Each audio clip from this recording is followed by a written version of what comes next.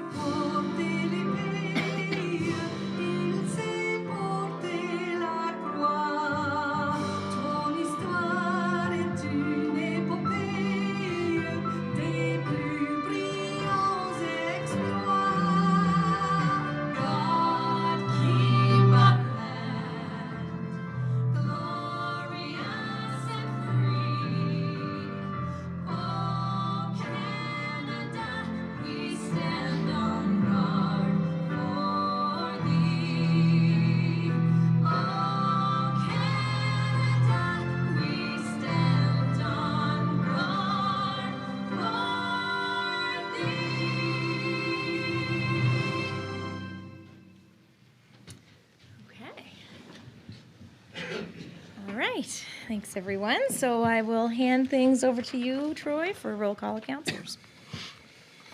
Here we go. Thank you. District 1, Councillor Sean Sampson. Present. District 2, Councillor Michael Digdon. Present. District 3, Councillor Melanie Sampson. Present. District 4, Warden Amanda Bombercat. Present. And District 5, Deputy Warden Brent Sampson. Present. The roll has been called. Okay, thank you, Troy. So next on the agenda is any items added. There were 2 items previously added, so they've already been included in your package. Are there any other additions to the agenda for this evening? Okay, so hearing none, could I have a motion to approve the agenda, please? I'll make that motion. Thank you, Councillor Sampson. Could I have a seconder? Seconded. Thank you, Councillor Sampson. All those in favor, please say aye. Aye. Aye. Those opposed? Okay, that motion is carried. The next item on the agenda is the review of the minutes from October 24th, 2022. They've been circulated. If there are no errors or omissions or changes required, could I please have a motion to approve? The only thing I was, the recommendation of the committee of the whole report for cellular advocacy, drafted by Glenn Holm. I think it's Glenn Horn. Mm-hmm. Oh, yes, there's a typo there. Yeah. Good catch. Deputy Warden.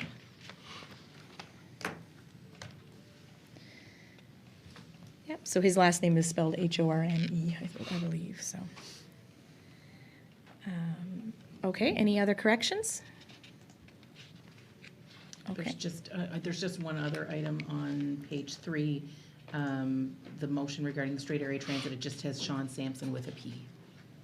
Oh, yes, correct.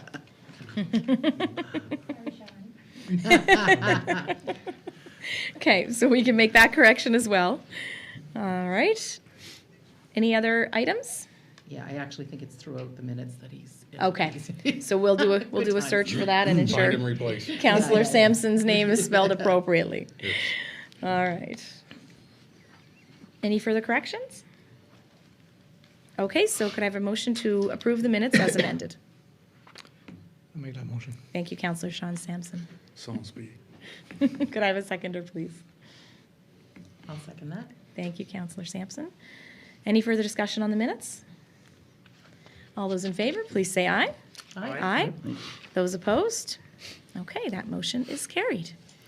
So next item is a presentation from Olivia Melnick. So Olivia, if you would like to come up to the mics, please, or I believe there's a mic there, yes. That's the little white thing, I think. So Olivia is with us from the Early Childhood Development Intervention Services in the Strait Region. And she's going to give us a presentation on, I believe, is it EDI? Is that the? Yes. Okay, yeah, great. On the early developmental instrument. So we will start. All right, over to you, Olivia. Thank you for So- joining us. Thank you for having me. So I guess just a little history. Amanda and I have sat on a couple of different things together, and I had shared some information about the EDI, which I'll talk a little bit more about in my presentation. But it just gives a snapshot of our 5-year-olds and 6-year-olds who enter primary. So it's split up into different counties. So I just wanted to talk about some of the trends that Richmond County has been seeing over the last number of data sets. And next year we should have the new recent one for us. Great. So just to talk a little bit about our program, so Nova Scotia Early Childhood Development Intervention Program. I just like to use early intervention because I feel people know that a little bit better than the big, long name. So we provide specialized services to families of young children, so birth to school entry with developmental delays. So we provide services for children who may be diagnosed with autism spectrum, cerebral palsy, or just experiencing developmental delay for no known reason. So this is our reach across the province. So we have numerous sites. The little hearts represent where our early intervention locations are. We also have a second program, which is the Pyramid program. So that supports, it's a new program supporting our early childhood centers and supporting building skills and staff to support social and emotional development for the children who attend the centers. And then our little Acadian flags are where French services are offered. So in the Strait region, we offer French services throughout. So the people we serve are children birth to school entry with delays in 2 or more areas of development, an established diagnosis, or a biological risk for delay. So most children don't have a diagnosis when they enter our services, but typically we're kind of first on the scene. So if a family is having concerns for the child's development, if they're not speaking or walking when they should be, we're kind of the first people that are called, and then we can connect families with any additional specialized services that may be needed. So the core services we provide to families are child development support, family support and capacity building, transition support, and case coordination and partnership. So if it was just the child development stuff that families were having challenges with, but as we all know, families often experience multiple challenges in their life. So for the family support and capacity building, we may help with food security issues or maybe housing concerns and help to navigate different systems for families. And we also support transition. So our biggest one is transition to school, to help schools get ready to receive children as they come from home. A lot of times daycares may not be available to some of the children we transition to school, so this could be their first time even being away from their families. We also support different transitions such as hospital to home or daycare or home to daycare or those different things that require kind of outside of the family scope. And then case coordination and partnerships. A lot of times families are involved with multiple service providers, so we can help try to keep everybody on the same page. We do our best with that, but that is a challenge at times. So just kind of a snapshot of the children that are served in our program. Although this is a provincial slide, it really does represent each region. So if you can see the large green wedge on the left is developmental delay of unknown origin. And the bigger purple and the smaller green wedge, those are ASD or suspected ASD. So about 25% of the children on caseload would fall into those 2 categories. And then the remainder would be a diagnosed developmental delay. So I'm going to jump right into our EDI data. So the data I'll present to you tonight is from 2013, 15, 18, and 2020. The next set of data will begin to be collected this January. So I'm going to just briefly look over what the early developmental instrument is. So the EDI, early developmental instrument, it's administered by teachers. So typically September through December, the teacher gets to know the children, and then the EDI is administered like January, February. So it gives the teacher time to get to know the child to become accustomed to routines of school, just to get the most accurate picture of where those children are in their development. It's split into 5 different domain areas. So I'll just explain those ones. So it's physical health and well-being, social competence, emotional maturity, language and cognitive development, communication skills, and general knowledge. So the teacher will fill out one of these surveys for each of the children coming in. And so it's all children who enter the SRCE. So I'm not 100% sure if it's in CSAP or not. I feel like they report separately for their school board. So this would be just the SRCE I'm talking about tonight. And then they would submit their results, and across Canada, they compare the results between counties, and they can even drill it down to like community-based, although we can't access that information. The highest level we can do is through counties. And then compare it to others so that you can really get an idea of if things you're doing is helping support better child development, or if there's other areas or gaps that we see that we can help address. So some of the physical health and well-being, because we know it's not all about development, the physical health and well-being category looks at if children are healthy, independent, and rested, but also like comes to school like not hungry, comes to school, as tidy as you can expect a 5-year-old to be. But it kind of goes in a little deeper to not just the physical attributes that a child may have. And then social competence, how they play, get along with others, emotional maturity, that they can concentrate, they help others, show patience, and are not often aggressive or angry, because those are typical feelings, but the frequency of them would determine if something may be off. Language and cognitive development, so that they are interested in reading and writing, they're using numbers, using letters, understanding of shapes, communication skills and general knowledge, the ability to tell a story and communicate with adults and other children. So these data, so they're collected across the country, and the data are, the first set kind of determined our cutoff score, so the levels of vulnerability. So the lowest 10th percentile were considered vulnerable, and then the next 15%, so the lowest 25% were considered at risk.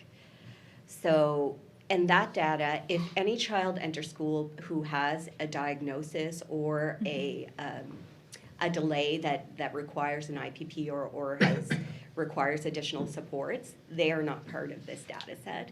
So these are the children that would typically we wouldn't be seeing. So that would be the developmentally at risk and the developmentally vulnerable. So looking at the SRCE as a whole, and this would be the most recent data from 2020, we can see that the blue column indicates vulnerable, so the lowest 10th, and then the red is vulnerable and at risk. So it's split into the 5 developmental domains. So for the SRCE, we can see the 2 highest levels of need are around language and communication skills and general knowledge for this last data set. So, and this is the 4 cycles for the SRCE as well. We can look at the 17-18, we did a lot better for whatever we did. There was quite a gap in between there. the 14-15. But the area that continues are the two language and cognitive communication skills and general knowledge continue to be the ones that are impacting our region the most. And this is the provincial vulnerability. So this is from the last data set. So, and that's split into our counties and then compared with the SRCE in total and the province in total. So we can see Richmond was fairly high up there. And looking across the 4 data sets, this is a really difficult slide to see. So the fourth one, the fourth stack is the Richmond stack in each of those graphs. So we have the 12-13, which is the bottom right. Richmond was the county with the most vulnerability. And then in 14-15, it was Guysborough. 17-18 was Richmond, and 19-20 was Richmond.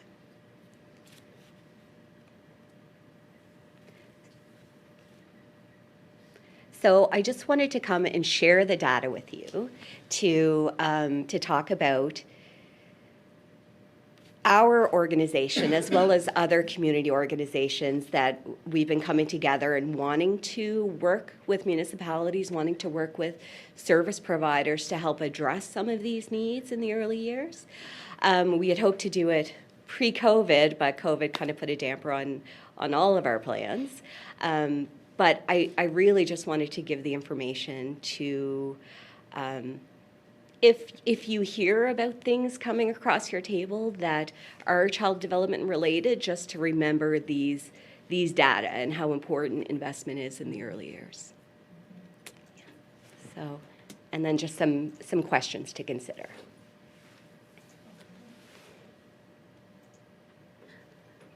So am I understanding the data correctly? Is that Richmond County is coming up on top of a pile that we don't want to be on the top of? Yeah. Consistently over Yeah. the last basically 10 years. Yeah. Yeah, that's accurate. Right. And I'm not sure if you're, like, you had mentioned Olivia, but I'm not sure if you do know for sure, like, looking at your first or second slide, Yeah. you had some Acadian flags there for Yes. Clare, Tusket, Yeah. Antigonish, which I assume includes Pomcat. Pomcat. Yes.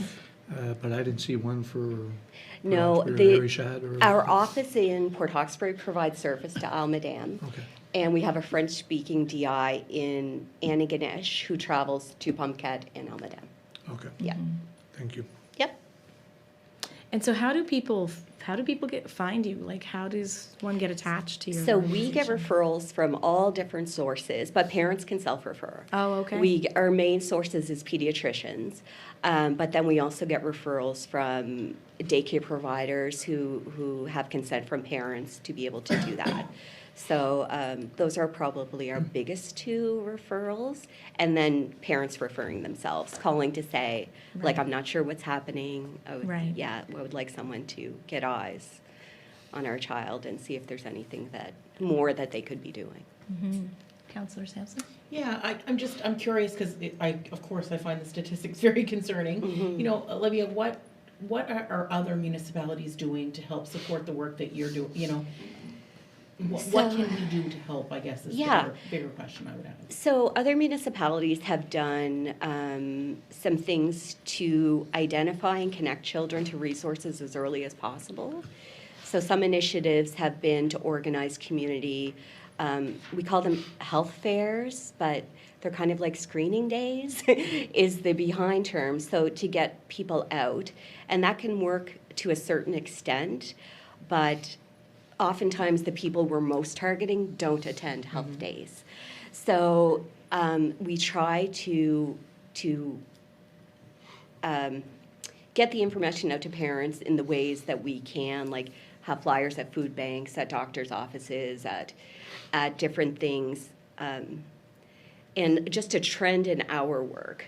Although, like child development, it has, every child develops at their own rate. But if you have parents who are worried about food security, worried about keeping their lights on, playing with their child is not their first priority. But, so we often see, like in low-income housing, we would have been in almost every house on that row because it just kind of goes hand in hand with, not all, and not to generalize that all families who have challenges will have children with developmental delay, but it does impact a family's ability to support their children in a way that they want to. Do you have some infographics or something like that that maybe you could share with us that we could share like on our Richmond County social media or our Yes, own absolutely. social media, just to sort of make people aware, you know, a quick little, you know, are you concerned that your child's not developing as they should? Of course. You know? Yeah. Yeah. Or even like just Telile Yes. or any of those. And I know that we just started the Richmond County Collaborative Network. Yes. So that's something that I'm a part of, and Yes. going to connect with the gal who runs Telile. I can't remember her Becky. name. Becky. Yeah. Who is talking about that. So February is Early Intervention Month, so that would be a Oh, really excellent. good opportunity to partner to try to do that. Yeah. Yeah. Good. Great. You know, and maybe we could even just pop something up on our website. I know we have a whole like services and we have a whole, maybe it's more appropriate to a residence kind of category. Could maybe have a link to, Yeah, you know, I'd be your open services. to whatever. Yeah. And it's, for our French-speaking DI, we did have a gap in the ability to provide French services for about 18 months. And I really feel like that impacted our referral rate for Madame. yeah. Yeah. Of course it would. Yeah, it did. Yeah, Absolutely. it really has. Yeah. Well, I'm glad to hear the gap's been filled. And Yeah, we're definitely Yeah. starting to get more referrals on this side. Mm-hmm. So yeah, we're happy for that. But at the same time, we know that children are showing up at primary who maybe are not toilet trained or still bottle drinking, or so those children would have benefited from services, because when they get to school, our services stop. Right. So that's the unfortunate thing about it. Okay. Okay, well, it sounds like maybe we could help to Yeah. kind of spread some of the information. For And sure. I would say too, you know, if there is something like that, Mm-hmm. you know, a health fair type of thing, please don't hesitate to reach out to us. Perfect. Because I think, Yeah, I think that's something I'm going to yeah. pose to the collaborative network to see if that's something Yeah. that, because if partners come on board, it just makes the work so much easier. Yeah, and it could entice others, like other families to Yeah. come if there was maybe something that was more attractive than just a screening, you know? Right. So, yeah. Yeah. Okay. So Olivia, you indicated the parents reaching out. I guess one of the questions, maybe it's just one I have, but they would probably have it as well. Is there a cost associated with this? No, it's all free. We're provincially funded, so there's no cost. And we also provide home visits. So we try to take away all the barriers. So if people aren't comfortable with having us in their home, we could go to the Colbert-Port or whatever, a community agency. They're always welcoming to us as Nice. well. Yeah. Great. Okay. Yeah. Well, thank you very much for Oh, coming in. I absolutely. was really I'm finally looking- glad I got there. I know, we had a couple of false starts there, I and know. thank you so much. I was really Absolutely. looking forward to it, Yeah. and please do send that video along. I think I I will. probably have it somewhere in the depths of the email. Yeah, no, but- that's great. Yeah. And then make another time to come with the new data, because that will just inform us more. as well. Absolutely, yeah, absolutely. And I like the idea of Telile and sharing Yeah. this information, because like you say, Olivia, Yep. the earlier you get your eyes on a child, That's, the yeah, better it it's gonna makes be, right? So, the biggest difference, Right. the earlier we yeah. can get in So there. to get that info in the eyes Yes. and in the hands of Yep. parents, Exactly. that's important as well, right? So, Yep. yeah. Definitely. No, that sounds Yeah. great. I Okay. appreciate your time, everyone. All right, Thank well, you. thank Thank you. you. Oh, Nice thank to you. see you. You too. Okay, so again, thank you to Olivia Melnick, and we'll move on to the next item on our agenda, which is our Police Advisory Board report.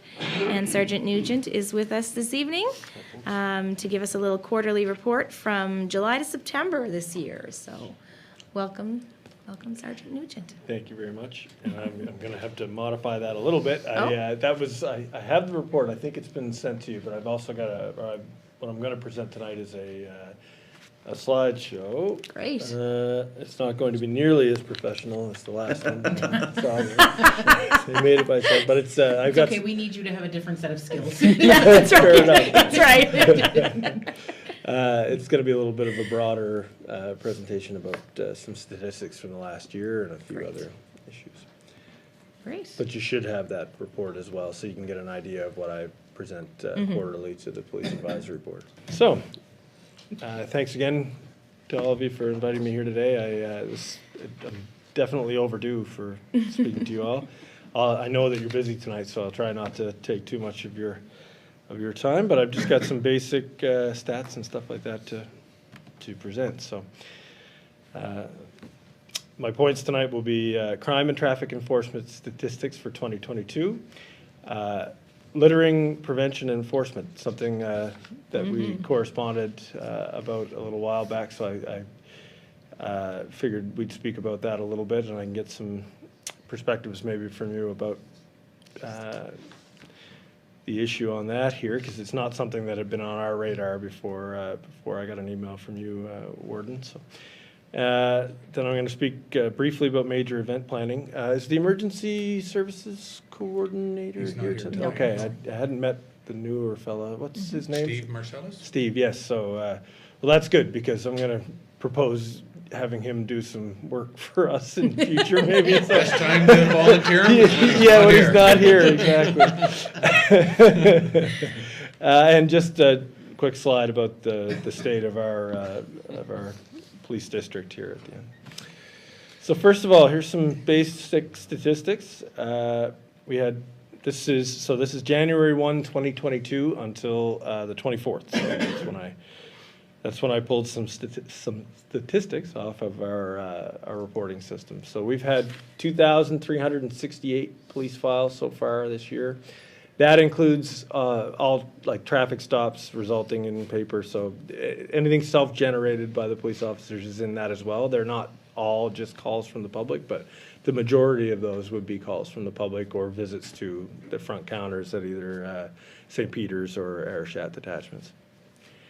And of course, this includes our 3 detachments, but we don't have front counter service at Chapel Island Detachment, Bullet Act. We had 75 files so far this year that resulted in criminal charges being laid, and I just included a few examples of what those charges are. We've had 12 assault charges laid. A couple of those were the more serious assaults with a weapon or causing bodily harm or aggravated assault. 1 assault on a police officer as well. We've had 4 sexual assault charges laid this year, unfortunately. 4 investigations that resulted in charges.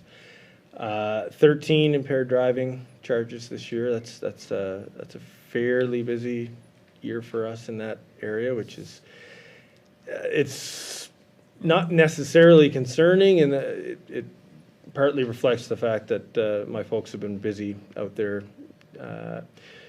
looking, patrolling, working hard, doing a lot of proactive work. One file that I thought was interesting, saddening as well, but we had a charge for distributing intimate images, which is a fairly new charge in the criminal code that was just added within the last few years. In order, the government created that charge in order to combat the rising problem of revenge videos and stuff like that are being put on the internet. The issues with people after a breakup or whatever, publishing images or videos that were taken in a private setting. So it's now thankfully a criminal offense, and we've actually sworn a charge of that this year here in Richmond. So, also we had probably our biggest one issue is failing to comply with court conditions. We get a lot of charges, and that's true in all the places I've worked. In the past, we've had 13 charges this year or 13 files resulting in charges. There'll be more on each one, failing to comply. So that's bail usually, either released by the police prior to court. Some of those are probation charges as well, but most of those would be bail, either our release documents or a judge's. So then just some basic traffic numbers. Again, members have been busy. They've issued 387 tickets so far this year. Most of my people are out, whenever they get some free time, they're out on the road. So it's good to see it's not just about writing tickets. It's about being seen and getting out and in the community and just being busy when they don't have any paperwork to do. And I always like to see good traffic contact numbers, and I think these are pretty good. I had to toss a couple of jokes in That's there. why I just Yeah. giggled because I read that first. Max left 2 months ago, and he got 137 of those tickets before he left. So Ryan might actually catch him though. Ryan Mangrove, he's closing. I think he was at 109 when I last checked. So he's. I don't like to think of this as a contest. No, It's not a competition. but it means he's out there. It does mean He's out there and he's busy. Yeah, it's good. Ryan's got a I recruit. was trying to figure out, does Max Saunier have some sort of different designation that you have to, anyway, No, just I the- get it now. just Thank you, wanted sir. to- Reputation. I have 11. There's 11 of us. And Max had Yes. 137 of those two. Right. Those 387. I mean, yeah, 427 written warnings. So they're pretty even-handed between tickets and warnings. Defect notices. That's for something wrong with the vehicle, so they're directed to have it fixed. 10 of those. 115 check stops. That's the number I'm most proud of there out of the traffic numbers. They did, Darren Legier got one driver at a check stop. So, hey, doesn't seem like a lot, one impaired driver out of 115 check stops, but that's one person off the road that we wouldn't have encountered otherwise. So I take that as a big win. And Bob Short took out a deer with our Tahoe, so I had to throw that on there too. That's not a competition either. No, it isn't. No. No, that poor old Tahoe, it's got 235,000 kilometers on it, and I had to get it fixed, but I'm promised that there's money in the budget provincially. There's no money in the budget, but it sounds like our leadership is gonna push past the budget because they've finally heard the cries from the counties that we were dangerously short on serviceable vehicles all across Nova Scotia. I think that budget probably hadn't been increased in a very long time, and we were hurting badly for vehicles. So I'm promised that there's some hope in the future that we'll get some replacements, but right now we're doing okay. So this is the littering thing. I'm not sure how big an issue that's been here at council. It's something that came up in previous meetings about. I have to say, I will be honest, I was a little bit surprised by that because I was quite pleasantly surprised when I arrived here at how little trash I've seen in comparison to some other places I've worked, but obviously there is still an issue. There's always going to be a few people that make a mess, and if it's something that the county would like us to focus on. Obviously, we have some spare time to be out doing traffic enforcement and stuff like that. So I've sent an email to my folks outlining their powers. I don't think they were all necessarily, or maybe any of them were familiar with the fact that there's a very strong provincial charge for littering. Everybody thought it was a bylaw thing, myself included, but it's not here in Nova Scotia. There's a very simple to use Section 99(1), I think, of the Environment Act for Nova Scotia, and it's nearly a $500 fine. So, so I've spread that out. So, and it's just as easy for my people to do as issuing a speeding ticket. It's right in the same system. It's all. So I've encouraged them to use that when appropriate and at least issue warnings. The problem for us enforcement-wise is that people don't usually throw the trash bag out the window when there's a marked police car near them or a uniformed member. But if maybe we want to talk about some communication to people, just to community members about calling us, that some education around the fact that there is enforcement power for the police. So that's not too small an issue for people to call us about. We're happy to deal with that. So do you mind if I ask? Yeah, of course. Typically, what is happening is somebody is driving along in their car and you see somebody throw trash out the window. If you report them, what are the odds that anything is going to come of that? License plate.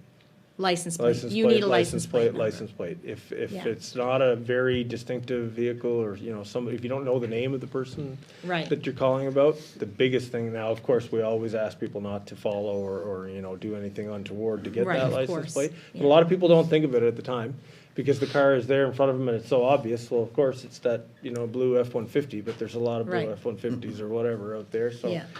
So nobody, you know, I found 90% of the time, anecdotally for me, when I ask about a license plate, somebody's like, "Oh, wow, I didn't even think to get that." You know, that's the big key for us, because at least we can go issue a written warning to the registered owner. Yeah. And what about identifying information? So like, I always say large garbage littering is also an issue. Yes, and that's a separate section too under the Environment Act with a heavier penalty. Right, and so that's also something that Yeah, you're we able to can. enforce. Now, obviously, those aren't core policing issues, course but we're not especially, you know, extremely busy here. Summer months are busy for us, but we have a slowdown every year in the winter, and even at our peak days, you know, most of the time we're able to deal with those things. It's not something that we would discourage people from coming to us with here. In some other places, maybe I'd have a different line on that, but we're able to handle that sort of thing here. The community or the municipality has a bylaw. On enforcement. littering? Any kind of, bylaw enforcement person? I know there's a No, we do dog- not. Oh, there's no general, there No, is an we have animal control. We have a dog control Okay, officer, but doesn't do any other, it's strictly. okay, all right, because that would Canine. be, No other Right, registered that's bylaws. the, yeah. pardon me? And no other registered bylaws. No, and I guess that DOJ. bylaw person wouldn't be able to issue any fines under the provincial acts either, no, so, okay, that wouldn't work. No, we can do We're it exploring options on bylaws We right are now. totally. for exploring littering, options. just to, or for All other kinds of things, yeah. For Good. enforcement, Yeah. general. And then registering the bylaws with the DOJ so that they're enforceable. Yes, okay, because I know that a lot of the Nova Scotia municipal bylaws, they're sort of shared amongst municipalities right across the province, correct? There's like a general set for, Not really. okay, No, there's a lot of common ones, but All they right. have to be enacted within each jurisdiction when it comes to a bylaw. okay, all right, gotcha. So yeah, that's Okay, that there, but we're open to suggestion, and we're certainly willing to assist with that if there's a role for us, and there is a so role for us. probably that discussion could take place through police advisory and then, Sure. does Yeah, that make I'll talk sense, to the or- yeah, that's a yeah, great idea. okay. Now, this was my quick proposal about major event planning. I believe, Warden, I may have mentioned this to you briefly, but I figured I'd kind of spring it on council, something that came up with my. We love a surprise. There you go, just an idea. It came up in discussions with my boss, actually, our district policing officer, or, the policing officer for Northeast Nova. Inspector Mike Ingalls and I were speaking about this because it wasn't just here, but there were a few major events around around Northeast Nova. That's our the northeastern half of the RCMP in Nova Scotia, northeastern half of the province is one district for us, and so there have been a bunch of events this summer, including that rave that was out on the West Bay Road there this past summer, and my boss was kind of expressing some concern about the level of involvement of the police officers. One that brought this to light was up in I think it was in Inverness. There was only 2 or 3 police officers there at the time that were able to deal with this, and they were just running around dealing with a very similar event to our rave. And he was thinking there's got to be a better way to deal with this, and we discussed maybe some of this could be, I don't want to say downloaded, but shared. The responsibility could be shared with the municipality, and I was thinking maybe the emergency services coordinator might be the correct role, but I would obviously defer to council's ideas on that. So you can see my example of the rave situation. Essentially, we, Warden, yourself, you and I did a lot of the information gathering directly on that, and some of my police officers as well were directly involved in collecting the information. And in some ways, I think maybe it was a little bit more down in the weeds than necessarily either of us should have had to be with that, because we were at the point of finding out who the security company was, for example, that was supposed to be I providing. completely agree. Yeah. Way and in the weeds. way down in the weeds. But because we didn't have a bylaw in place and we didn't have a process in place. and Yes. It felt, I've certainly felt out of my comfort zone. Yeah, and obviously for me, it was a little bit different in that, it was similar to many of the other investigations that we do, but it was maybe something that didn't necessarily need a uniformed police officer doing the investigating or yourself doing it. So I was sort of trying to come up with a better way to handle that, and I don't know if there's any thoughts around the table here about how to do that, but my proposal would be that either the coordinator, the emergency services coordinator, or some other sort of a official could maybe do some of that information, could form a point of contact with these event organizers. And when Inspector Ingalls and I were talking, the thought was that maybe this would be something that could be spread to other municipalities as well, or at least discussed with other municipalities about ideas on how to go about that. So if there was go ahead. I was to say, I had, in a different jurisdiction, we had special event licenses for events within the county. Yes. And we went out with them to the site to see their security. We had a person from detachment with us. Yes. And they signed off on it. That way detachment knew well ahead of time what was going on. Mm-hmm. If it was a certain size of event, EHS was involved as well. Yes. And sanitary services had to be on site as well for a certain number of people. Yes. There was a checklist Yeah. for these things. So everybody that needed to know knows. Yes. And when you say was there a specific person in charge of coordinating that? It was it fell to my development and planning officer, who was also the liaison with the RCMP. Okay. With the detachment out Yeah. there, like we had 3 detachments within the county as well, so. Yes, okay. Yeah.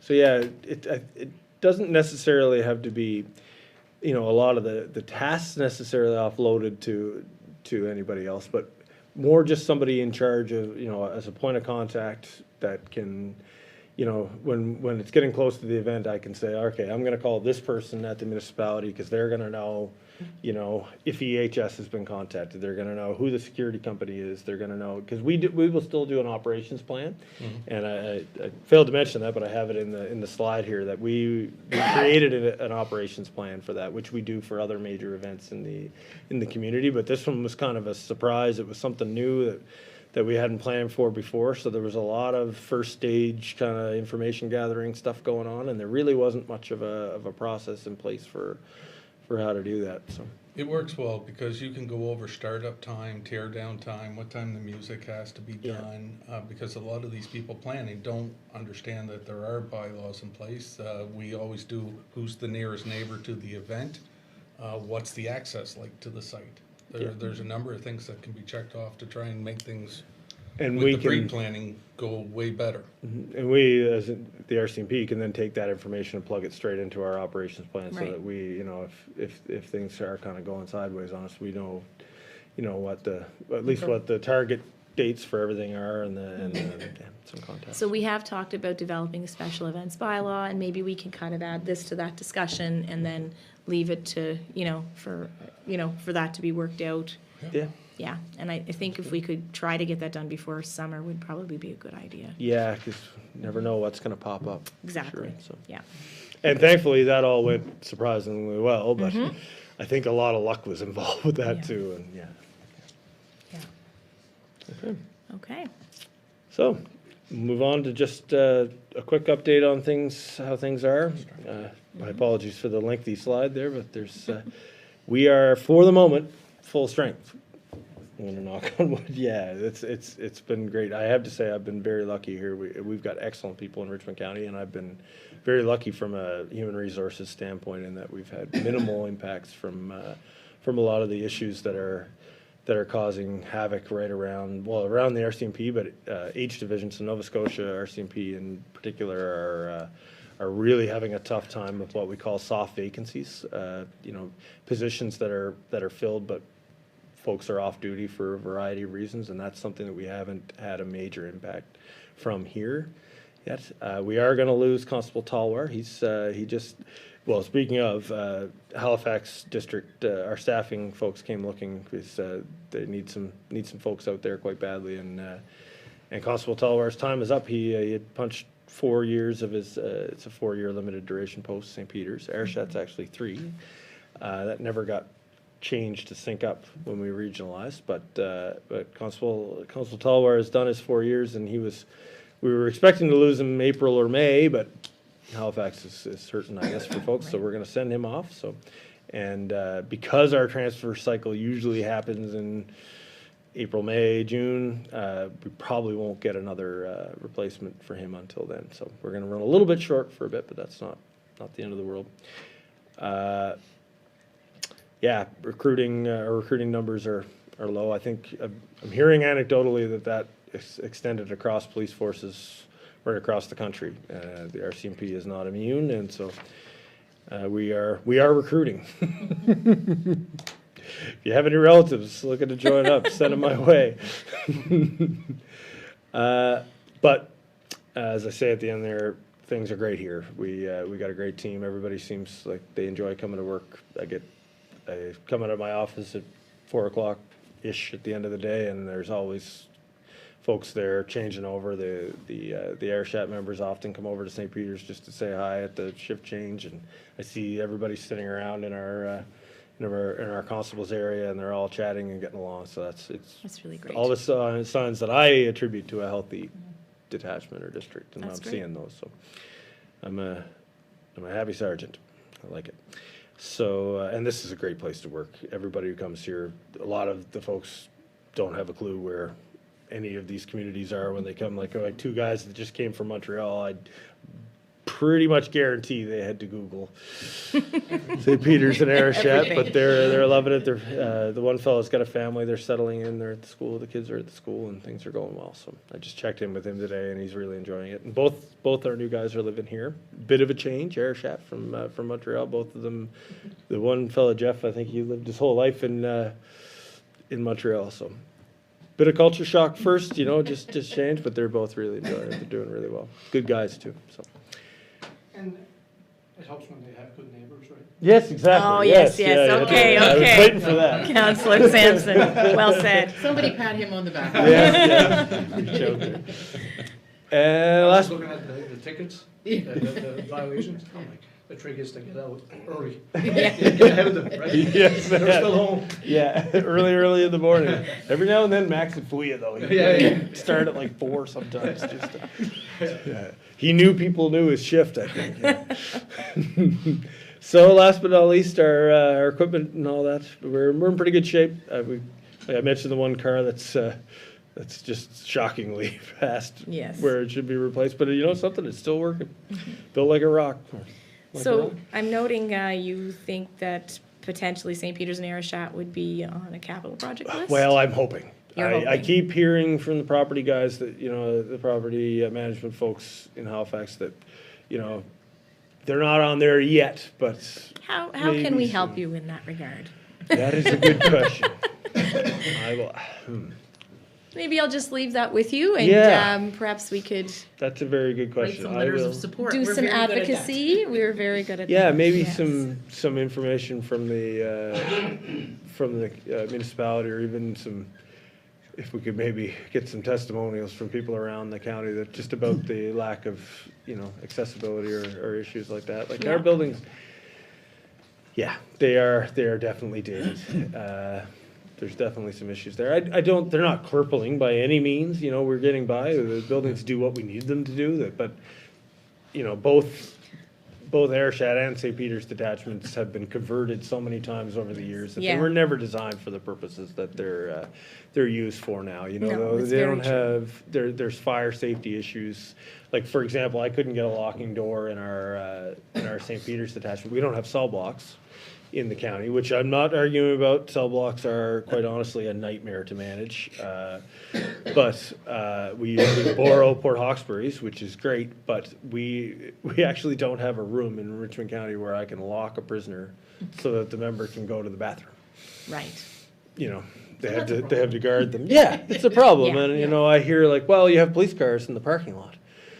Well, Yeah. if I'm being told that fire hazards are an issue, a running police car is probably not as fire safe as my detachment interview room. I'm thinking, I don't know, but And you know, I mean, there's just I issues think like it's also that. important to consider that these buildings are not just, they're not just places for police members and prisoners. They're No, also places they're for places community. for the public, exactly. And, exactly. I And they know need to I've feel- participated in the restorative justice program and a few community sessions, and there is no way that anyone with accessibility issues would be able to participate in that program. No, that's true. Because you'd never get in and out of there. We don't have meeting facility, No. meeting rooms that are accessible at all. Mm-hmm. In fact, the gentleman on my police advisory board can attest to the fact that, people have trouble getting up those stairs. Some of them, For sure. yeah. Okay, well, To the, we'll work on that then. And, the lobbies are not exactly the most warm and welcoming and modern No. spaces either. The Arichat detachment, it's a narrow hallway with the old wood panel and stuff like Right. that. It's just so. Is one central location an option as opposed to two? I actually mentioned that when I first got here, like, why don't we have one building in the middle? And I believe it was proposed at one point. I think there were stages of development on an idea for Lewisdale. Lewisdale. That was where I'm sure I heard that was, does anybody here remember that? That I believe they got at least well into the planning stages of that, but for whatever reason, it fell apart. But I suspect there would be opposition from Do the we have an folks that- industrial park for you? Yeah, well, hey, I'm up for any location, but I'm sure there would be pushback from some of the community folks, maybe seniors in particular, about, they like the fact that Yeah. there's a building they can walk to in St. Peter's, Arichat, maybe not quite so No. much, but there might be a little bit of a pushback on, on kind of centralizing and rolling out of the small communities and into a central location, but for us, it would work better. It definitely would, and I think it would be a much easier way to have one, modern building, so I'm not running 3 different budgets. And now, Bullet would stay, I'm sure, as a satellite. Absolutely. But, Yes. but it would certainly streamline things for us to have Okay. one central location. But Point taken. Great. capital is always scarce, and Yes. and I know that there are other places around the province. I see some of the pictures in our weekly reports of the other detachments, and I'm confident in saying we're ahead of some of the other communities. So, yeah, Okay. so that's it. No big complaints. Okay, Things are well. And that's it for me. Any questions or? okay, any questions for Sergeant Nugent? I think we asked our questions all along the way, so we interrupted you, and, Oh, geez, no, but no, no, no. that was great. No, that was the idea. Was we could have some discussion. Yeah, I guess when it comes to recruitment, I guess, is that still the norm, the 6 months, 8 months in Regina? 6 months in Regina, yeah. Some of the recruiting requirements have been changed. I don't want to say relaxed, but changed. And some have been modernized, I think, and it's probably a good thing. The one that shocks everybody is the citizenship requirement has been waived. You don't actually have to complete full citizenship in Canada. You have a permanent resident is the big change. So that is, I think it was aimed at opening some doors. I don't know how much of an impact it has. Hopefully some. I believe I'm correct in saying that the entrance exam is still waived for people with a university or college degree. That's a relatively new change. So it used to be that everybody applying had to do the entrance exam, which was a slowdown. It was a impediment in terms of time. You probably added a few months by the time you got a date for an exam and then wrote it and it got scored and you got your results back, et cetera, et cetera. So that was aimed at speeding things up as well. I know a lot of things now, there's a lot less entrance requirement and more at depot kind of requirements. So basically we screen out fewer people in the entry stages, get them to depot, and then do the screening there where we have a chance to help them improve, in a learning environment, rather than telling them what they have to do at home. We get them there where there's facilitators and instructors that can help them kind of get up to spec before we turn them away, so. Yeah, makes sense. Things are better, but we just don't have a big enough pool across the country. Recruiting is a major priority. Yeah. Okay. Thanks for Well, coming. okay. Thank you very much for your presentation and for the report. Yeah, another question. Oh, yeah, on the sorry, board. go ahead. When it comes to the information or your recommendation, when it comes to like littering and all that stuff, Yes. can we make some of that public?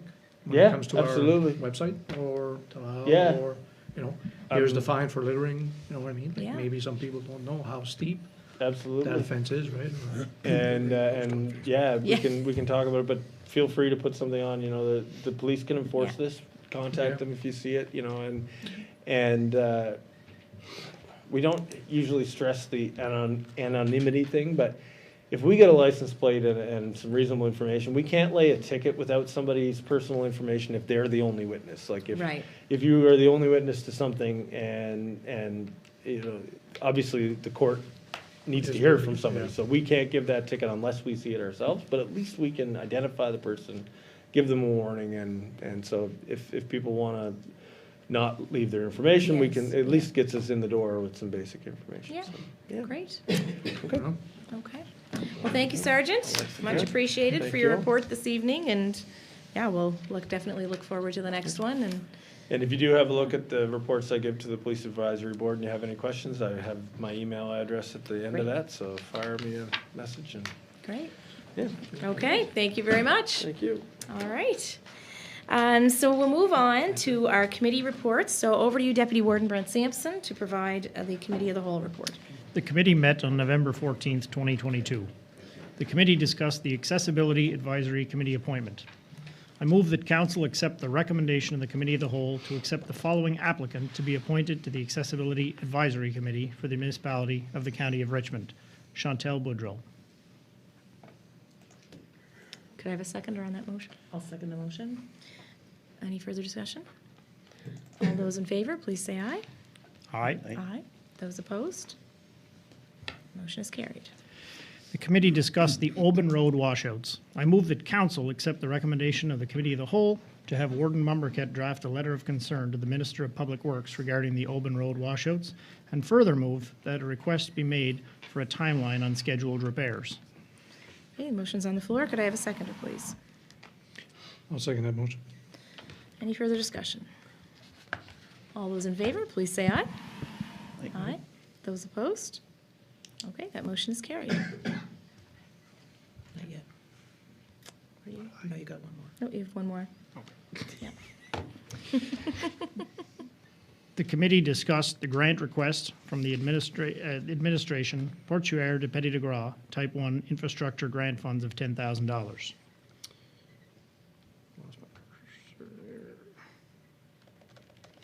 I move that council accept the recommendation of the Committee of the Whole to defer the administration Portuaire de Petit de Gras Type 1 Infrastructure Grant Fund request in the amount of $10,000 to the next regular council meeting, and further move that staff explore funding opportunities related to the project with the Canada Community Building Fund and report back to council. Could I have a seconder on that motion, please? I'll second it. Oh, okay. I think Councillor Digdon, you might have beat Councillor Sean Sampson to the punch on that one. So it's been seconded by Councillor Sean Sampson, or Councillor Mike Digdon. So that does appear later on the agenda as well for discussion, so we will have a follow-up item on it. Is there any further discussion? All those in favor, please say aye. Aye. Aye. Those opposed? Okay, that motion is carried. So for the next item on the Committee of the Whole report, I'm going to declare conflict and let Deputy Warden take over the chair.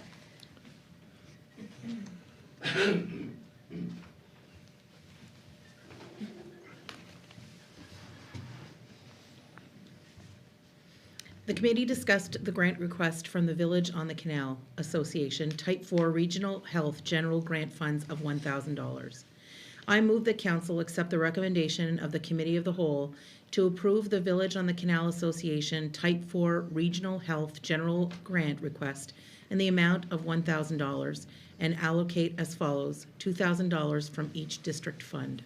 200. 200. Did I say 2,000? Yeah, my math's not good there. 200 from each district. Thank you. Do we have a seconder? I second that motion. Motion's been seconded. All those in favor signify by saying aye. Aye. Those opposed? Motion carried.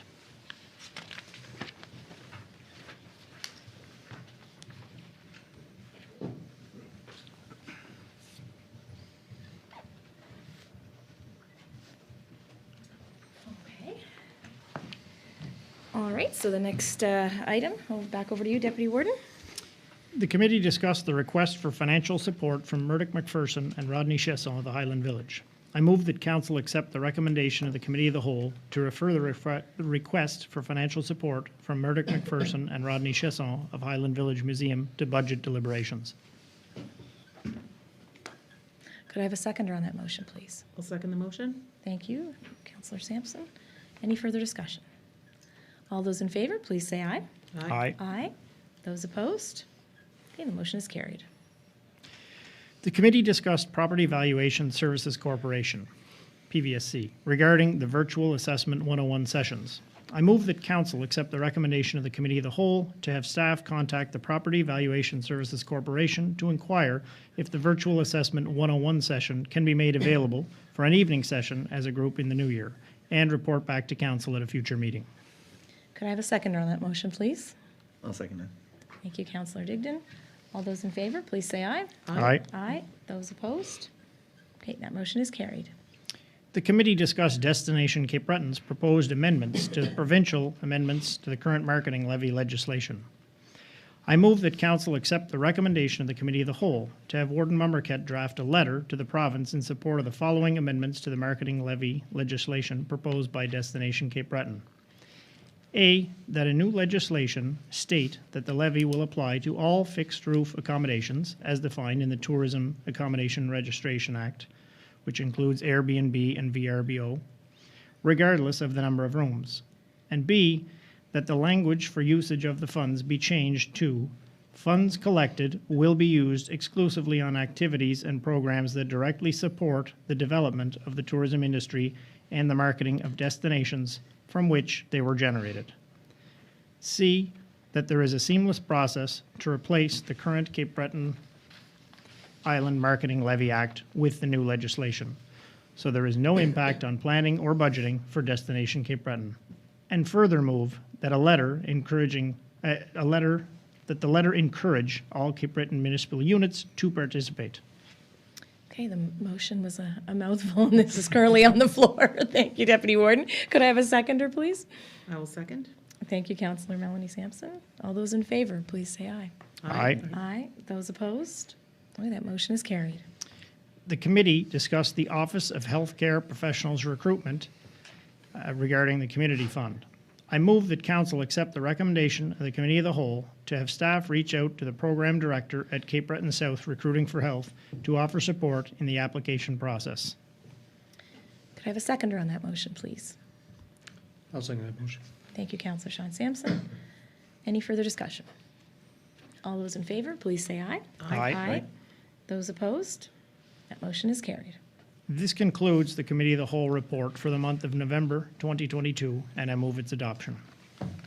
Thank you, Deputy Warden. So could I have a seconder on that motion to adopt the Committee of the Whole report? I'll second it. Thank you, Councillor Digdon. Any further discussion on the Committee of the Whole report? Okay, all those in favor, please say aye. Aye. Aye. Those opposed? Okay, that motion is carried.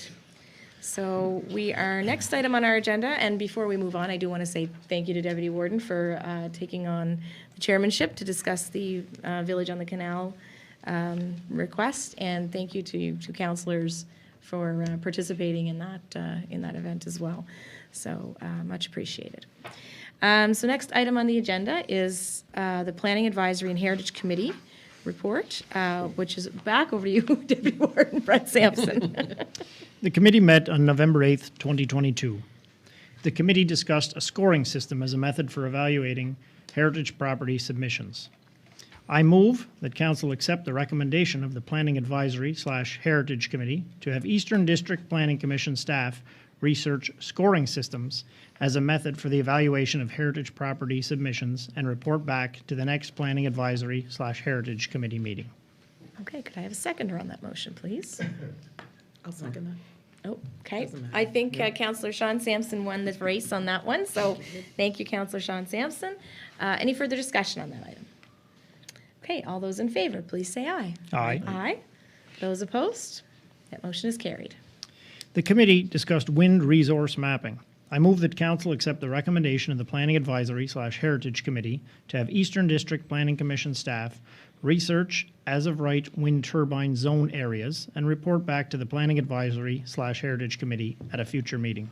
Okay, so we have a motion on the floor. Could I have a seconder on that? I'll second that. Thank you, Councillor Digdon. Any further discussion? All those in favor, please say aye. Aye. Aye. Those opposed? Okay, that motion is carried. The committee discussed municipal permit process. The committee agreed to recommend to council to have the chief administrative officer investigate if the Eastern District Planning Commission can issue summary offense tickets and/or why they don't have the authority to do so, and report back to the Planning Advisory/Heritage Committee at a future meeting. Okay, so that recommendation's going forward.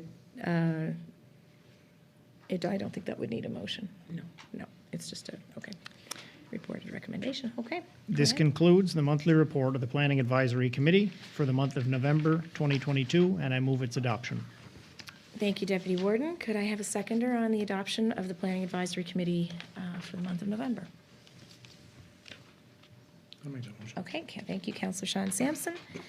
Is there any further discussion? All those in favor, please say aye. Aye. Aye. Those opposed? Okay, that motion is carried.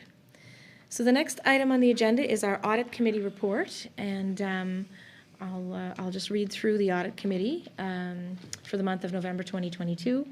The committee met on November 17th, 2022, and we would require a motion that council accept the recommendation of the Audit Committee and that the financial statements of the municipality for the year ended March 31st, 2022 be accepted as presented by the auditors and the chief financial officer. So moved. Thank you, Councillor Melanie Sampson. And could I have a seconder on that? I'll second it. Councillor Sean Sampson? Thank you very much. So is there any further discussion? All those in favor, please say aye. Aye. Aye. Aye. Those opposed? Okay, that motion is carried. If I could, I'd just like to thank Jason and his Yes. team for Yep. the manner in which everything was presented this year and working with the auditors. And it was a nice, clean process, lots of good engagement. Our citizen rep on the board is highly knowledgeable and a great addition to that board. So it was a great process. This was my first one, but kudos to Jason and his team for putting that together for us. Absolutely. Well said. Okay, so we would just need a motion now to adopt the Audit Committee report. I'll make that motion. Thank you, Councillor Sean Sampson. Could I have a seconder? I'll second that. Thank you, Councillor Mike Digdon. Any further discussion? Okay, all those in favor, please say aye. Aye. Aye. Those opposed? Okay, that motion is carried. All right, so next on our agenda, we have a motion to adopt. The computer's just going to take a little while, so I'm going to go back to my paper copy here. So the motion to adopt the travel and expense policy final draft, which was presented. Is there any discussion on that? Open for discussion from councillors, or if you'd like to make a motion. I'll move the adoption of the final draft of the travel and expense policy. Okay. Could I have a seconder, please? Okay, thanks, Councillor Sean Sampson. Is there any further discussion? Okay, all those in favor, please say aye. Aye. Aye. Aye. Those opposed? That motion is carried. So the next item is a motion to adopt the awards of recognition policy.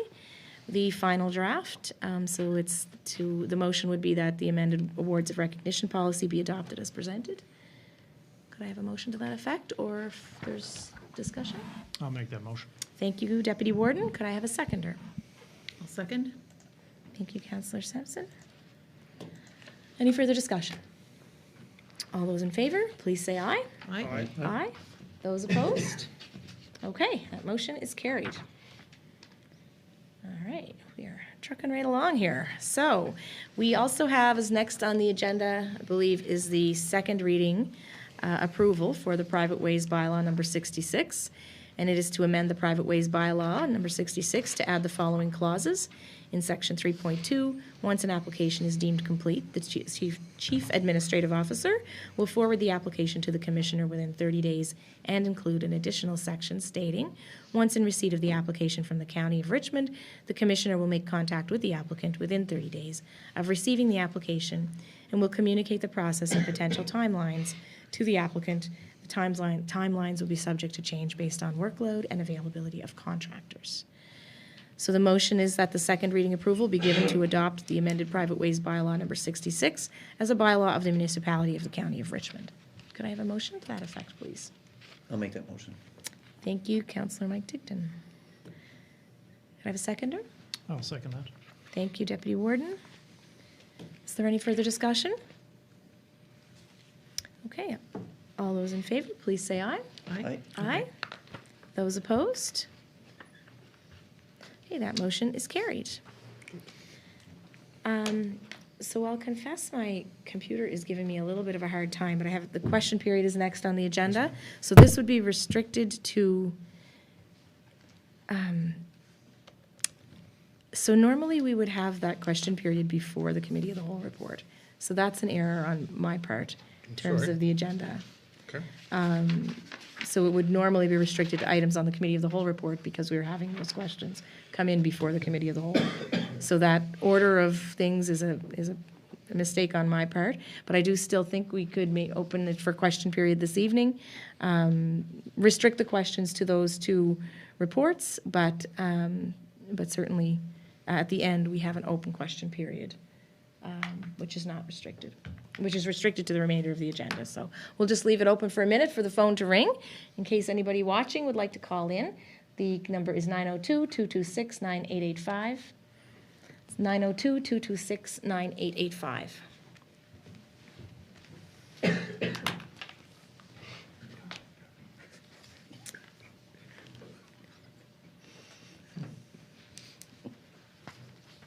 Yeah. So for the benefit of our one person in the gallery who doesn't normally attend, we have our live stream, right?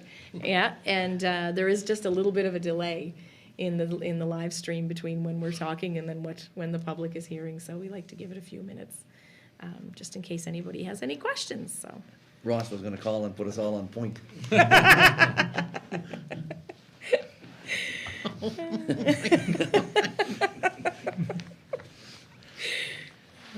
And Ross, if you do have a question, you can come to the guy. You don't have to call. I should make that clear. All right, I think we'll move on then. I'm not hearing the phone ringing. We'll move on to new business, which the first item is an amendment to the bylaw policy committee terms of reference, and is to add a member of the public who are residents of the municipality of the County of Richmond in the membership section of the bylaw policy committee terms of reference, and to add the same terms of reference for appointments and length of terms as other committees of council that have members of the public. So the motion we'd be looking for is that council amend the bylaw policy committee terms of reference to include the membership of the public who are residents of the municipality of the County of Richmond, and further move that public members' term shall be 2 years, and further move that members may be reappointed to the committee for a further two-year term, but shall not exceed 2 consecutive terms. So, could I have a motion to that effect, please? I'll make that motion. Thank you, Councillor Sean Sampson. Could I have a seconder? I'll second that motion. Okay, thank you, Councillor Mike Digdon. Is there any further discussion on that item? I don't think I'd be able to support it just where I know it was removed in the past because of problems caused by some members of the public towards staff, so this is where I'd be coming from on that. Okay. All right. Any further discussion? The only question I would have, and I probably missed it in our last meeting, was, did we want to put a restriction of the, and I guess we do, obviously, because we have it in there, of consecutive 2-year terms? I feel that, and again, I'm gonna go with our CEO's last comment, is we have a great, now I know it's different, but we have a great lady who sits on our audit committee. And to me, if it's somebody like that on one of these committees, it's a sin to lose them after, really, That's a like, good point. I just, we may want to revisit that. I don't know how without sounding rude, I don't know how we get rid of somebody we don't want there. That's maybe not doing a great job, but at the same time, how do we get rid of somebody who is doing a great job and then invested in the council? So I don't know if it's too late to review that again. Well, we can amend the motion. We're in the moment here, so, I second it, but at the same, it was up for question, so I would like to amend the motion that we don't typically stick to, them being stuck to a 2-year term, or Could I ask that we just refer that back to Yeah. bylaw and policy committee so that we can look at all committees, not just necessarily this one, but make this one the same as all the ones we have right now, and review the 2 consecutive terms at our bylaw and policy committee at that table.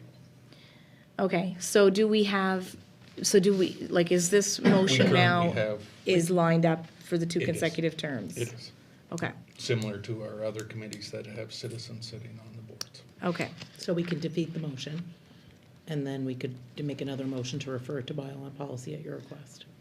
I don't think we have to defeat the motion. I think we can make an adoption to the I motion. would, yeah. The I- CAO is requesting. No, I was suggesting the motion go through as it is on the Okay. floor, but what Councillor Dignan was trying to Okay. add on is, let's Yeah. carry that conversation offline to our bylaw and policy Yeah, committee. that's fair. To separate, Yeah. yeah.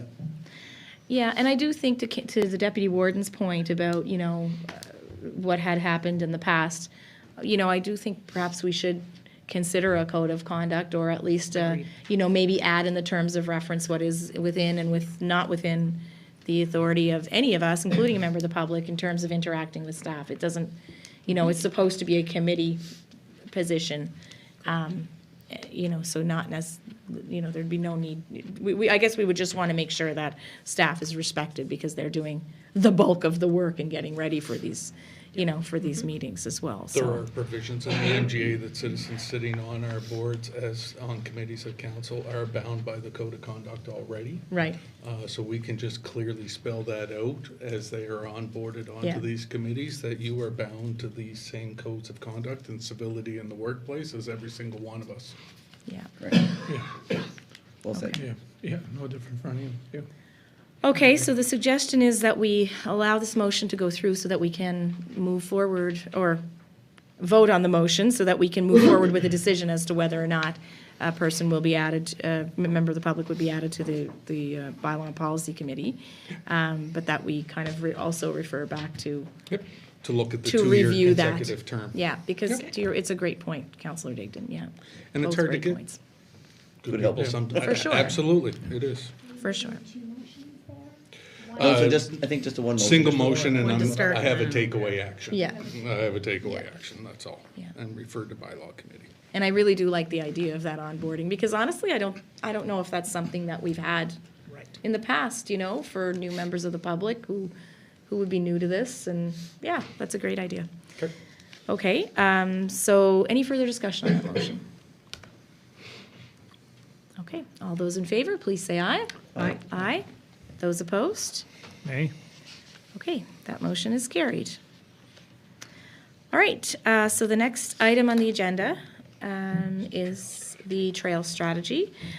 So that was presented in full to us not long ago by Upland, I think it was, yes. So if there's no, if councillors would like to discuss the strategy, right now I'm suggesting that the trail strategy would be approved as presented by Upland, but would certainly open it to discussion beforehand if folks have additional comments to make on it or concerns.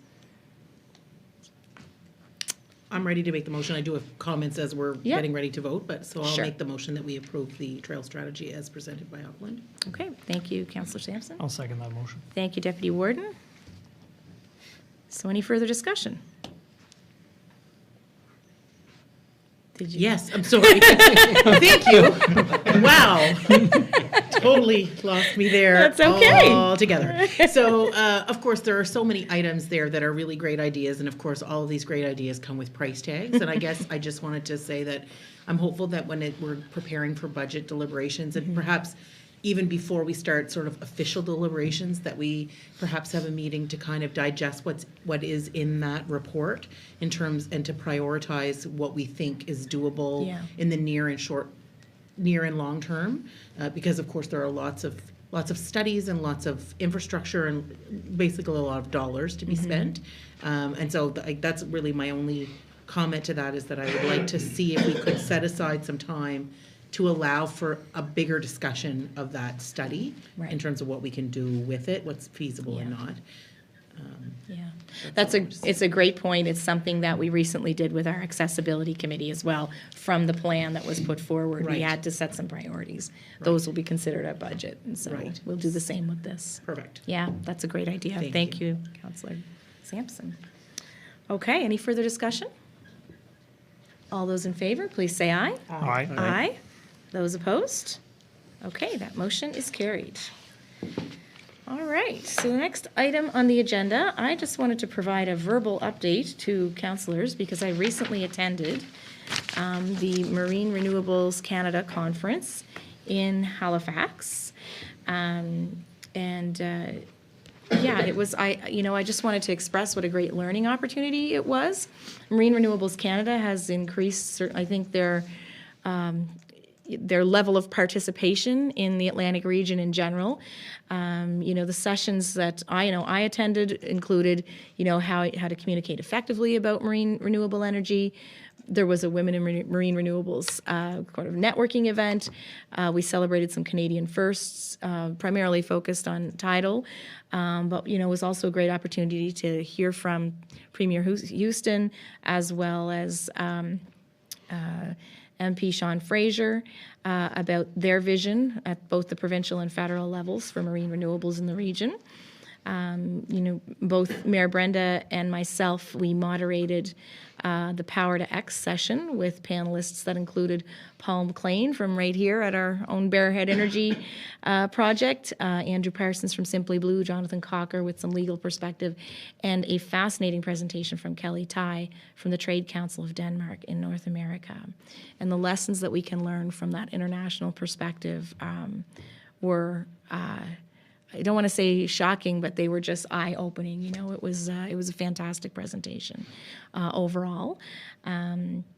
And so, looking at those best practices, I'd say we have lots to learn there. Some key messages that we provided from the task force's perspective were that we have mobilized to build community capacity in Indigenous and rural communities here, that we've engaged with all levels of government because we have an opportunity to position our province as a leader in this nation-building green energy.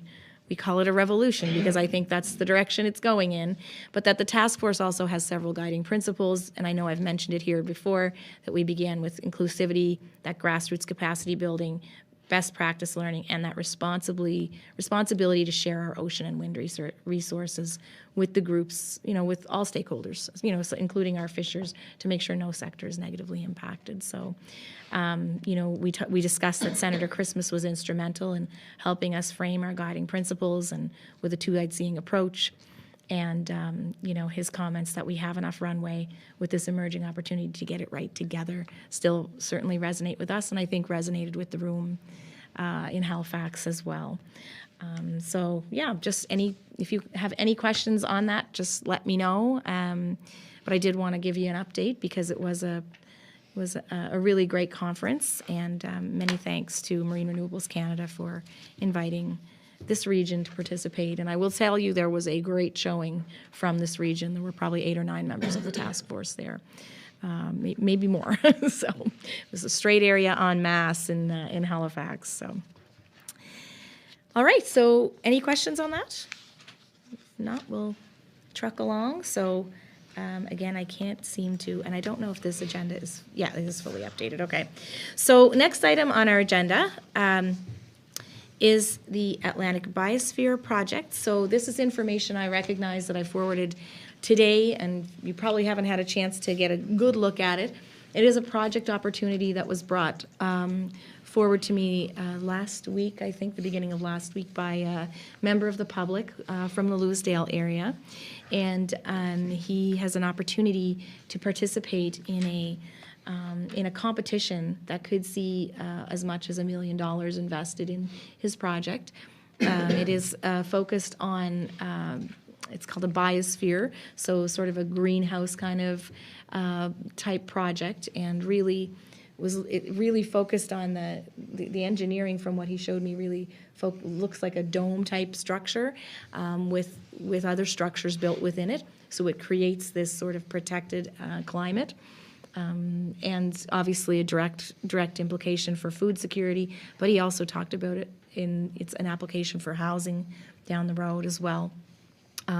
When I first spoke with Elwin, he said, he described the project as needing a participant like the county, because we would be CRA approved and, basically would be a steward for the funds. In subsequent conversations that he had, which I found a little bit more about today, I think the granting organization would be looking for a more active role. And so, they were talking about project management, and so I was pretty clear that is probably not something we could take on, certainly with our current resources, unless there were financial resources to support maybe the hiring of a new person. And he thought that would be a possibility and was going to further check into it. So the reality is he's working towards a deadline that is later it's in December. It's coming fast. And so, at this point, I guess I would be wondering if council would support maybe requesting that staff receive any information from Elwin to make sure that whatever he is, if he's going to propose to go forward, that we would be appropriately resourced to do that. I think trying to support any kind of project like this, especially at a six-figure amount, without appropriate resources would be devastating. So would, I guess I would just open for discussion from councillors on this. It's an interesting opportunity, but happy to hear your thoughts on it. So I don't know. I was just hoping, before the meeting, I was thinking that our meeting was going to be next week, and my request was going to be that we invite Elwin to come and speak to us to give us a little more information, because I really felt like his presentation was well done, but it was received today. So, yes. but in addition to that, it brought up a lot of questions that I really had about the project. I think in general, I'm supportive of it. It's a wonderful plan. I've heard of these types of biosphere projects previously, and I'm always very interested to hear about them, and it would be wonderful to be able to support him in the work that he's doing. But like you, I was a bit concerned when it talked about how they'd be looking for us to, for project management, and it's just not something that we can source, right? It's just not, in our current state, it's not possible. Right. So, in principle, I would support the idea, but I don't think that's what he needs from us right now. So I'm honestly not sure where we can go from here. I think it's too tight to be able to do anything. Yeah, I think if we request that staff get more clarity, then probably by our December 12th meeting. We might have some more that we can make. Yeah, I'd be fine with that. Yeah. I have no problem taking that on to explore options Okay. with them, just to see what is the scope of what is required. He may contact this agency that that's providing the funding and find out that it's not a possibility, and then Right. then the discussion's over. But he may find out that there's potentially some Funding opportunity there. available for another person as well. Right. And then we have capacity possible. So I have no problem exploring that with him. Yeah. And there also may be other organizations that would be certified with CRA that would be able to support him in the project if they were properly resourced as well. Look, there are just different groups. So Yeah. I just wonder the necessity for it to be us versus. Right. So we may be able to connect him with somebody else as Yeah, well. perhaps. exactly. Sure. Exactly. Yeah. We Yeah. can have the conversation Okay. and report back to you guys. Okay, that sounds great. Do we need a motion for that, or no?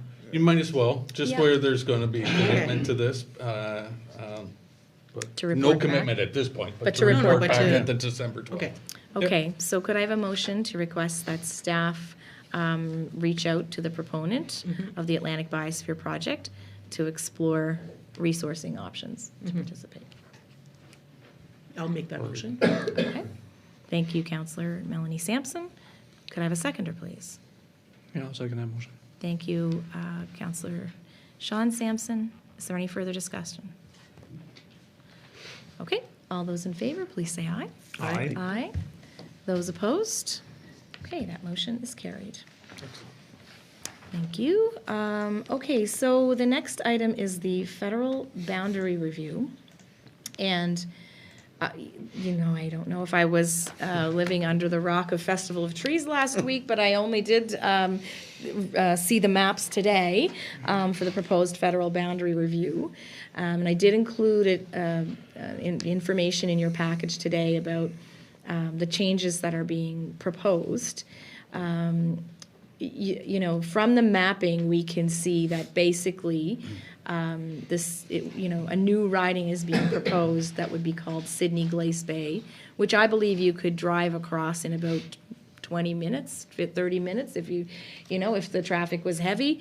And then the remainder of the riding, which we now know as Cape Breton-Canso, would become Cape Breton, Canso, Antigonish, and it would include much of what is currently the Sydney Victoria riding, as well as the whole county of Antigonish. I'd heard some, blips and rumors about this, but at the end of the day, I was certainly surprised by just the vast area that it turned out to be. We're talking hours and hours of journey to get from one end of the riding to the other. And my concern is that the geography proposed will have a significant negative impact on any one person's ability to serve constituents and effectively work with municipalities in particular in the riding. We've certainly enjoyed, I think, a positive working relationship with our current MP and past MPs here in Richmond County. This will add additional municipalities to an MP's plate that they'll have to be working with. Not to mention all of the fire departments and all of the constituent issues and all of the legions and all so many things. It's more than just population.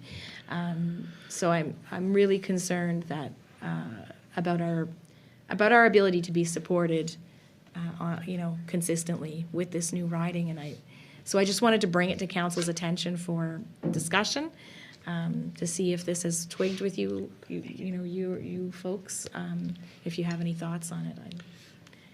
And frankly, I'm not sure there's much we can do about it. You know what I mean? It's being proposed right now. I hope there's still some room for comment, but I mean, presumably these new riding boundaries are driven by population, I'm guessing, in the same way that our boundary review is driven by population. Right. I'm assuming this one is as well. I am assuming so, yeah. I mean, and basically, I assume it's similar to our own boundary discussions that we had just prior to council meeting, right, at our meeting, is that it has to be equitable, it has to make sense.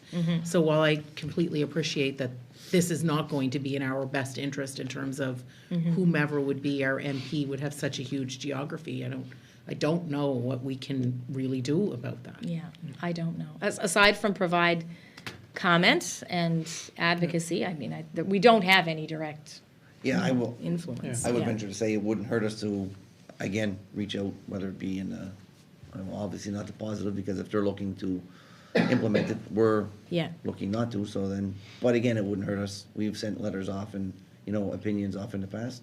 I don't think it would hurt us to, whether we go to our province or just directly to them. I think, It'll be through the feds. It'll be through the federal government. yeah, there's a chain of command as well, so Yeah. I don't know if we wanna go through you pass to them, or we just straight to them. Again, it's, I don't think it hurts us to send, it doesn't hurt us to send something off. Yeah. I just know from experience that folks in, many times people living in urban areas are making plans for rural regions, and I know what it's like when you're trying to represent a region. Somebody else is trying to represent a region much, much smaller. I know I don't need to tell you about that, Councillor Sampson, but Deputy Warden, but even just in terms of how long it takes to go and meet with people. It takes a day here to go and do that, whereas it could be an hour commitment in somewhere else.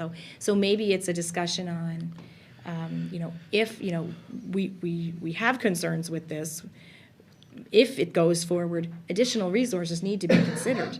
Whether it's additional staff for the person, or travel, or for additional whatever. constituency offices that Yeah. are Right, would be whatever it geographically is. located or something. Right. Yeah, exactly, yeah.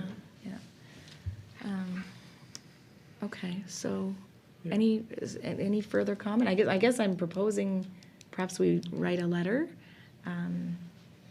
to MP Callaway. I'm not 100% sure where we'd send it. Yeah, I'm sure he would be able to forward it on to the Right. correct spot. Because even now, it's a bit of a, it's a running joke how huge his riding is at the moment. Exactly. When he's way up in Inverness County and then trying to get to, Port Felix or something, that's quite a haul. Yeah. It's gonna be much worse going from Meat Cove to Port Felix. You got that right. It's not like even adding the Antigonish timeline doesn't, it's a population wise, yes, it adds a lot, but it's no worse than him having to travel down to Kansas or something like that. It's actually much Right. easier. But it's as far as adding the Highlands into that, that's a huge change to the district, and Yeah. yeah. He might be looking pretty hard at that Sydney Glace base. But again, Fairly likely. regardless of who runs. Right. It's irrelevant. Oh, no, it is, Yes, and MP Callaway's been great to do a ton of traveling. Like, Yeah. he's very visible within the riding considering the size of it. But it's just, that's really exacerbating a problem that's already there. Yeah. Okay. So I'd make a motion that you send a letter to MP Callaway, just expressing your concerns over the new boundaries. And I think highlighting, the geographic concerns, the service to constituents, and that you would hope that, either the boundary would be reconsidered, or, I think I would provide solutions, right? Or that there would be extra funding attributed to the constituency to allow for more constituency offices that would be geographically located or something like that. Okay. And of course, open to other suggestions that folks may have to include in that letter. I'm No, just that's thinking fine, from yeah. our conversations, those Yeah. seem to be the two. I'd second that motion. Okay, so the motion is that the warden draft a letter of support expressing concerns for the proposed boundary in terms of geography, service, and that the proposed boundary either be reconsidered or extra funding provided to allow for more constituency offices to maintain the level of service. Yeah. Okay. With an aging population, holy smokes, No, it's, yeah. it doesn't make it's- sense. Yeah. Okay. So we could send that off to MP Callaway and request that he forward it to To the the appropriate. Federal Electoral Boundary Commission, or to whatever appropriate body. Okay. All right, so the motion is on the table. Could I have a seconder on that, please? You already have it. Yeah, I think. Oh, we I'm did it, sorry. yeah. I did get a seconder. I got lost in the detail there. Is there any further discussion? All right, all those in favor, please say aye. Aye. Aye. Those opposed? Okay, that motion is carried. Okay, moving right along. We are at the correspondence section of our agenda, and we do have a couple of items where action is required. The first is thank you very much from Jason for providing the update on the Lewisdale Lions Club for a Type 4 Regional Health General Grant Fund in the amount of $2,500. So I'll just open this for discussion by councillors. I have something to say, of course. Of course, yes. The Lewisdale Lions Club is no stranger to this table. We've talked about events they've held many, many times. We've been to events they've held many times. I know the warden and I have absolutely been to this event previously together and been to lots of different events that they've held. Their events are not only attended by folks within the district, but certainly by people across the county in general. I'm pretty confident, Jason, you can correct me, I have somewhere around $3,200 or something left in my district fund, am I right? So, I mean, I certainly am happy to put a good chunk of that towards it, but I would hope that other councillors would be supportive as well towards the $2,500 that they're requesting. I know some of us don't necessarily have all of the money in the world, looking perhaps at our warden. Little slim. I think the warden's got $38 for you. Yeah. My piggy bank is pretty I low. think the warden has $338 if I'm going to be exact, but I'd like to see us support this. They've not come to us previously looking for money, and they do lots of wonderful things in the community, and I think $2,500 is a reasonable ask from them for this. Yeah. Okay. What's remaining in the general fund at the moment? 6,500. 6250. Yeah. What was our ask for? 25. No, but for what purpose? So they do a holiday event. So part of it is they have all their sidewalk displays. Then they do a jingle bell walk from the church up to their location, singing carols. Santa's there, hot dogs, marshmallows, fireworks, the whole shebang. That location Literally. is right across from the co-op. Yeah, it's right? a wonderful, It's a wonderful beautiful spot. Yeah, wonderful spot. Okay, any other comments?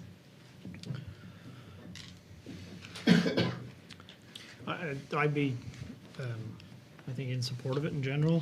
I'd prefer to see whatever remainder come out of the general fund rather than the district funds, only because I just don't like to, if we were at the end of the year, I may look at it differently, but seeing as there's almost half the year to go. You Okay. prefer to see more come out of, The regional fund. The regional fund, right? So if we win half and half, Councillor Sampson, would that work for you? Yeah, or- I mean, I can probably do you a little bit better than that. Maybe I could put 1,500. I do have a fair bit left in my fund, and I don't have anything sort of at the top, that I'm seeing coming my way between now and March. I wouldn't want to get rid of all of it because we still have, quite a few months left. But if I put 1,500 and 1,000 came out of the general, Yep, I would support that, yeah. Okay. that's easy for everybody then. Okay. So I move the approval of the Type 4 grant for the Lewisdale Lions Club in the amount of $2,500. 1,500 to come from District 3 funds and 1,000 to come from our Type 4 fund. Okay, so we have a motion on the floor. Could I have a seconder? Yeah, I'll second that Councillor motion. Sean Sampson has seconded the motion. Any further discussion? All those in favor, please say aye. Aye. Those opposed? Okay, that motion is carried. Okay, the next item on the agenda is a memo from CFO Jason Martell. Again, thank you, Jason, regarding the administration portuaire de Petit de Gras, the grant application Type 1 infrastructure grant. And in his memo to us, he is noting, I believe, that there is eligibility here for the CCBF, the Canada Community Building Fund, and is suggesting that it's possible for us to take the $10,000 requested to purchase the commemorative monument from our waterfront development that we approved on our 5-year capital investment plan for this fiscal year. So I think it's good news. Councillors, I would open for discussion as to whether or not you would support that. Yeah, no, of course, I've been in support of this. I think the initial request at the start was 15,000 for us to put towards the monument to have our Richmond County logo on it. And I think we had discussed the possibility of 10,000 and still having the logo on it. And that was, kind of agreed upon. But, there's been situations that they had to work through to get to this point. So, and I appreciate CFO Martell. I appreciate the work on this. I know it's been going back and forth, but I would welcome this for sure, and I'd put that motion forward. Yeah, to take that 10,000 from the CCBF. Yeah. So the motion would be that the Administration Portuaire de Petit de Gras Type 1 grant request in the amount of $10,000 to purchase a commemorative monument in recognition of the expulsion of the Acadians be approved as an eligible project and allocated under the cultural category from the Canada Community Building Fund, and then taken from the $50,000 tagged under waterfront developments as approved in our 5-year capital investment plan for this fiscal year. That's exactly what I meant Is to that say. what you were going to say? Yeah. It's what I heard. That's what- It's that's- like she reads Yep. your mind. It's right there. Yep, that's the way I I had it second worded. that motion. Okay. Thank you, Can you Councillor. repeat it? Thank you, Councillor Mike Digdon and Councillor Sean Sampson. Just want to make sure we have that captured for our minutes. So the motion has been made and seconded. Is there any further discussion? Yeah, I'm glad to see it go forward. I'm fully in support of this. My only comment would be that I think we want to just be clear to, I guess, anyone watching that this is operating slightly differently, coming Yes. out of a different fund, because where the monument is already in place, whereas I know within my own district, we had something that, a project that was due to start, so they weren't able to apply because the work would have been started by the time they had the application in. And I just want, so everybody's clear that this is under a different fund, Yeah. and that's Right. why there's different rules Yeah. for this. But yeah, glad to see this moving forward. Yeah, no, it's a great clarification. Thank you, Deputy Warden. Okay, so if there's no further discussion, all those in favor, please say aye. Aye. Aye. Those opposed? Okay, that motion is carried. Okay, so the next item on the agenda was correspondence for information purposes. And thank you, CAO Troy McCulloch, for providing the age-friendly community grant with a letter of support for the Dr. Kingston Memorial Health Center application on behalf of the Seniors Take Action Coalition. Was there any questions on that from anyone? Anything we can do for the Seniors Take Action Coalition is a good day. It's a good thing, It's a exactly. good thing. Exactly. So next item then on the agenda is the review of the action items list, which I'm still very much in love with. Thank you, Shelley. Ditto. Are there any questions on the action items presented? Okay, and there were no items added to the agenda at the time of the beginning of our meeting. So we will move on to the question period. So again, question period will be restricted to the remainder of the agenda following the committee of the whole and the bylaw committee report. That's a mouthful. So the phone-in number is 902-226-9885, and we'll just give it a moment for the phone to potentially ring. Oh, we do have the That's phone like ringing. Shelley's There. She So gets that's not, she gets superpowers. that's not too bad a delay. We'll just give it a moment for the phone to connect. Oh, so we're just going to need you to turn your, we're just going to need you to turn your volume down. We'll just give it a moment. Oh, So we're just gonna need you to turn your, we're just gonna need you to turn your volume down. yeah, you'll need to turn the volume down on the device you're watching with. Yes, I can hear you just fine now. Okay, so can you please let us know who's calling? Yes, my name is Blake Crinnell. I'm with the local radio station. Okay, Blake, so I can reserve time after the meeting for media interviews if that's helpful, or tomorrow. If you can give me a call after the meeting too, that would be Sure, that'd be good. You have the number, right? I do, yes, thank you. Okay, yeah, I'll be standing by. Okay, great, thank you. Bye. Okay, we'll just see if We there's were so time. excited there. I know, I got excited. Are there any other questions? Okay, so we'll move on from question period, and I will ask for a motion to move us in camera, please. I'll make that motion. Thank you, Councillor Digdon. Could I have a seconder, please? I'll second it. Thank you, Deputy Warden. All those in favor, please say aye. Aye. Aye. Those opposed? Okay, that motion is carried. We're just going to take a quick break. Great to see everyone. All right.